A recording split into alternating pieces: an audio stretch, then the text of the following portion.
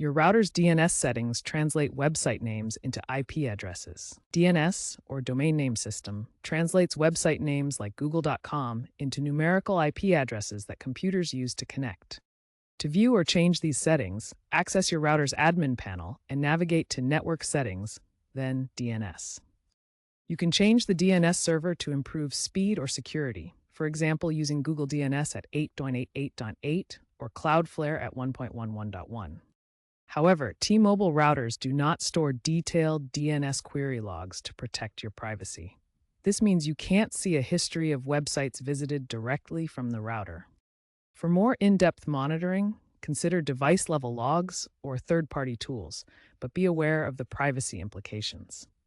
Keep in mind that T-Mobile's routers prioritize ease of use and security.